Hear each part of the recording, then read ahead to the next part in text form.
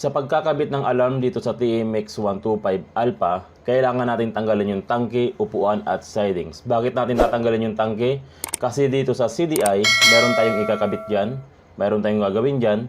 At dito naman sa bandang battery, dito sa ating starter relay, meron tayong ikakabit dyan. At dito rin sa bandang flash relay. Diyan tayo kukuha ng ating accessories wire o yung tinatawag nating ECC wire. Dito naman sa kabila sa bandang air cleaner, kailangan nating tanggalin yan kasi diyan natin ilalagay yung ating balas ng alarm para iwas tubig, iwas car wash at iwas basa upang tumagal yung ating alarm. Ang ikakabit natin ay two-way alarm, pero kung ang nabili nyo ay non-talking alarm, ordinary alarm, walang problema, same process lang at same coding lang. Ayusin ko muna itong wiring para makita nyo kung paano ko siya i-organize.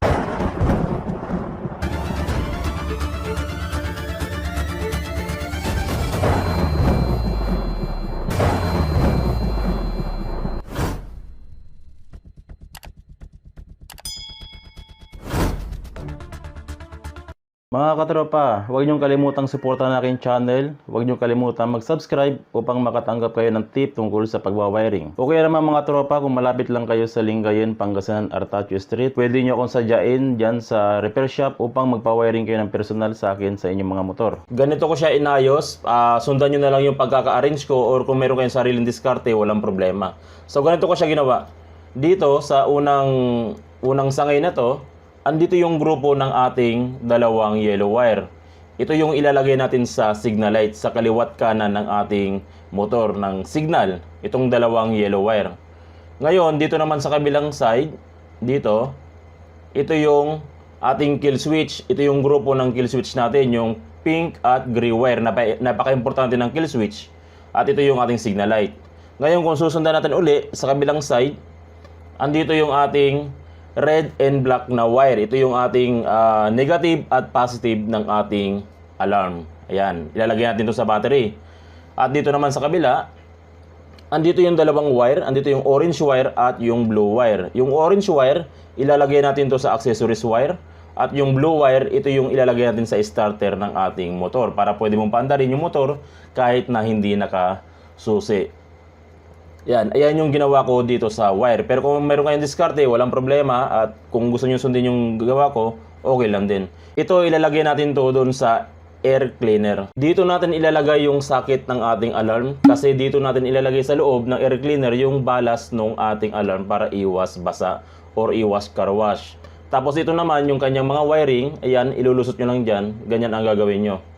Ayan, dyan ang pinakamagandang pwesto ng ating alarm para maiwasan natin yung mabasa yung ating balas. Ganito natin i-organize yung ating wiring. Dito, papunta sa likod, yung ating dalawang yellow wire o yung ilalagay natin doon sa signal light doon sa kaliwat kanan. Maaari tayong kumuha ng wire dito or pwede nyo dugtungan yung yellow wire pagbitin or pwede rin naman dito sa kanyang harness wire. At dito naman sa kabila, yung ating pink at gray wire, papunta naman to sa malapit sa CDI kasi meron tayong gagawin dyan sa CDI. Dyan natin kukunin yung kill switch ng ating CDI dito. Dyan natin ilalagay yung ating pink at gray wire. Siya yung magsisilbing kill switch. Napaka-importante niyan mga katropa. At dito naman yung ating red at black wire, ilalagay natin to dito sa battery. Dyan natin ilalagay sa negative at positive ng battery, yung red at black wire. Yan. At dito naman, meron naman tayo ditong orange at blue wire. Yung accessories wire, dyan natin kukunin sa ating relay. At yung ating starter, dyan natin kukunin sa starter relay. So, ganyan ko siya in-organize. At ganyan ang gagawin natin sa ating wiring. Unahin muna natin dito sa ating kill switch o dito sa pink at gray wire. Ito mga katropa, napaka-importante itong kill switch natin kasi ito yung magsasalba ng ating motor kapag ninakaw yung motor nyo or nakuha yung susi nyo or nirekta yung motor nyo. Ito yung magsasalba sa motor nyo. So, napaka-importanting ilagay ito. Yung iba, nakakalimutan nila itong ilagay yung ating pink at gray wire. Dito sa ating CDI, mga katropa, tanggalin natin yung kanyang takip. Meron kayong makikita ritong black na mayroong lining na white. Ito yung kill switch ng ating CDI. Ang gagawin natin dyan, puputulin natin yan. Tapos, dyan natin ilalagay yung ating pink at gray wire sa dalawang pinagputulan. Saan ba tatapat yung pink at saan ba tatapat yung gray wire? Walang problema kung saan tumapat yung pink at gray wire. Ang importante, yung sa pinagputulan, tig-isa sila dyan. Maaring ganito yung pwesto ng ating pink at gray wire. Or pwede namang vice versa, sa kabila naman yung pink at kabila naman yung gray wire. Walang problema kung saan tatapat yung ating pink at gray wire. Ang importante doon sa pinagputulan natin na black na mayroong lining na white ay doon nyo sila ilalagay. Doon natin sila ilalagay. Doon sa kill switch ng ating CDI, doon sa black na mayroong lining na white. Yan, ganyan ang gagawin natin doon sa CDI. Ayan na yung ating pink at gray wire ng ating alarm. Nilagay na natin doon sa CDI or yung kill switch ng ating alarm. Tapos na tayo dyan, ha. Dito naman tayo sa ating dalawang yellow wire. Ito yung magsisilbi o siya yung magpa-flashing doon sa ating kaliwat kanan ng signal light. Ito. So saan ba natin ikakabit to? Maaring magdugtong kayo ng wire nyo at ilalagay nyo dito sa mga sakit dito sa likod, or dito na kayo kukuha. Kadalasan, dito na ako kumukuha. Hahanapin nyo yung tanggalin ko muna yung electrical tape, ha. Ito. Hanapin nyo yung linya nung sa mga signal light. Ito, yung mayroong orange at light blue na wire. Diyan tayo magbabalat at diyan natin ilalagay yung ating dalawang yellow wire. Babalatan muna natin to. Tanggalin muna natin yung balat niya para ma-expose natin yung linya nung ating signal light doon sa kaliwat kanan. Tanggalin muna natin to. Yan. Ito yung ating hahanapin dyan, yung light blue at yung orange wire. Ito yung signal light ng kaliwa at signal light ng kanan. Dyan natin ilalagay yung ating yellow wire. Walang problema kung magkabaliktaran sila. Wala silang sinusunod na pattern, ganyan.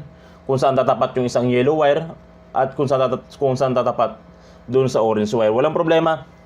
Basta itong dalawang yellow wire ng ating alarm, ilagay nyo dito sa orange wire ng ating motor at doon sa light blue wire ng ating motor o doon sa signal light ng kaliwat kanan ng ating motor. Diyan natin ilalagay yung ating dalawang yellow wire ng ating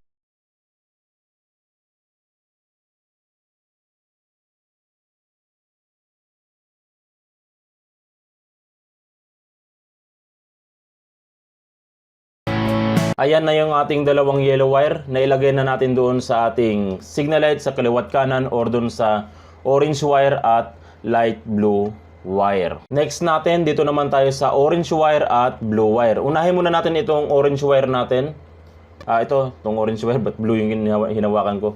Itong orange wire ang unahin natin. Itong orange wire, ilalagay natin to sa accessories wire ng ating motor o yung tinatawag nating ECC wire. Dito sa ating flasher relay, andyan na rin yung ating ECC wire. Pwede na tayong kumuha dyan ng ating accessories wire kaysa naman pupunta pa tayo dun sa harapan para kumuha ng accessories wire. Tanggalin ko muna yung balat nito para mas makita nyo kung ano ba yung accessories wire ng ating motor. Yan, alisin muna natin yan.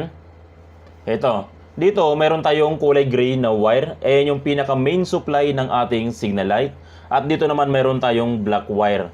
Dito natin ilalagay yung ating orange wire ng ating alarm. Yung black wire doon sa flasher relay. Kasi yung black wire ng ating flasher relay or black wire ng ating Honda ay yun yung tinatawag nating accessories wire o ECC wire. Diyan natin ilalagay yung kulay orange wire ng ating alarm. Diyan sa accessories wire ng ating motor. Ilagay muna natin to.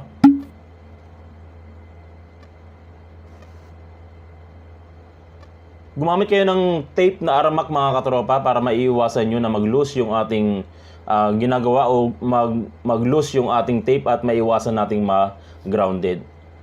Ito na yung ating orange wire. Inilagay natin dito sa flasher relay doon sa black wire ng ating flasher relay o doon sa ating accessories wire. Tapos pwede na nating isauli yung ating flasher relay. At ito namang isang blue wire o yung mag-trigger ng ating starter motor, kahit hindi ka nakasusi, pwede mong paandarin yung motor. Itong blue wire natin, dito natin ilalagay sa ating starter relay. Ito yung ating starter relay, yung bilog. Hahanapin nyo yung socket niyan. So, ang socket ng starter relay ay ito. Pagkatapos niyan, hanapin nyo yung yellow na mayroong lining na red. Doon natin ilalagay yung ating blue wire. Alisin ko muna yung takip para mas mahaba yung paglalagyan natin. Muna natin to. Yan. Dito nyo ilalagay yung ating blue wire sa yellow na mayroong lining na red. Itong green na mayroong lining na red, yan yung ating neutral. Huwag nyo ilalagay dyan o ground ng starter relay yan. Huwag nyo ilalagay dyan. Ilalagay nyo yung blue wire dito sa yellow na mayroong lining na red. Diyan nyo ilalagay. Kasi yung green na mayroong lining na red, nakapartner doon sa ating starter relay, papunta naman yan sa neutral para pag sakaling nakakambyo kayo, hindi aandar yung motor nyo kasi nga hindi nakatrigger yung ground ng ating starter relay or yung ground ng ating starter relay nakalagay doon sa neutral. So kailangan nyo muna mag-clutch para mapaandar nyo yung motor gamit ang push button. Ayun yung purpose ng ating green na mayroong lining na red. Nakalagay yan sa ating neutral light para maiwasan nating ma-push button kapag ito'y nakakambyo. Pero yung ating blue wire, dito nyo ilalagay sa ating yellow na mayroong lining na red. Ayan naman yung positive trigger ng ating starter relay. Ayan na yung ating blue wire. At ando naman yung ating accessories wire. Tapos na natin inilagay. At yung blue wire, inilagay na natin dito sa ating starter relay. Dito naman tayo sa ating black at red wire. Ito yung ating negative at positive ng ating battery. Itong black wire, syempre, ilalagay natin dito sa ground or negative ng ating battery. At yung red wire natin, ilalagay natin dito sa positive ng ating battery. Kung bago ka pa lang sa pagdi-DIY ng wiring or bago ka pa lang sa pagwa-wiring, maglagay ka ng fuse. O napaka-importante sa lahat mga katropa, lagyan nyo ng fuse tuwing maglalagay kayo ng accessories para iwas aberya at iwas sunog sa ating ginagawa kung sakaling nagkamali ka ng kabit sa inyong pagwa-wiring. Ilagay muna natin ito sa battery.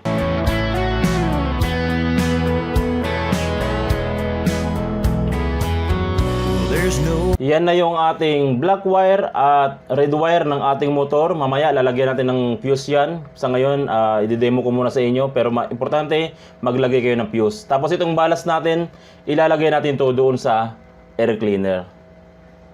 Yan yung pwesto ng ating ballast. Diyan natin siya ilalagay para iwas tubig, iwas basa. At ito naman, diyan ko siya nilalagay. Mamaya ko siya i-strap dahil pag nilagay ko na yung tangke, ipupwesto ko muna siyang mabuti. Tapos itatali ko siya para hindi siya umalog-alog.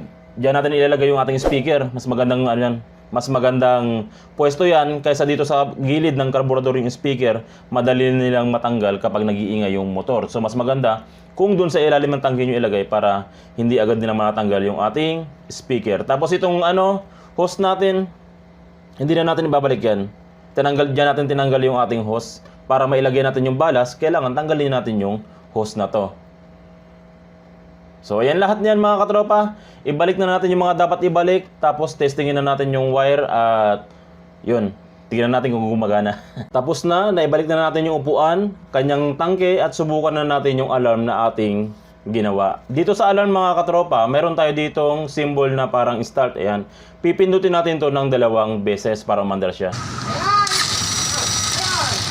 Ayan.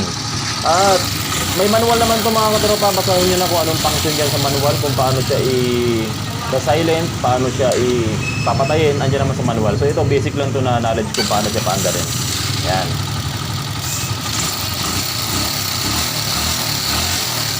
Ayos. Okay, so yan lang mga katropa. Maraming salamat sa inyo sa walang sawang pagsuporta sa aking channel. At sana'y meron kayo natutunan. Happy New Year mga katropa, 2021 na. At umasa kayo na marami pa tayong ipamimigay, ibabahagi sa ating tutorial. Thank you very much mga katropa. Sana makatulong sa inyo, sa inyong motor. Kung kayo man ay nagdi-DIY, sana makatulong ako sa inyo. Magawa nyo ng maayos. Kung kayo man ay nagmimekaniko, sana makadagdag ng kita sa atin, dagdag knowledge, dagdag income sa atin mga katropa. Thank you very much mga katropa. Maraming salamat at God bless sa inyo lahat. Ingat sa pagwa-wiring.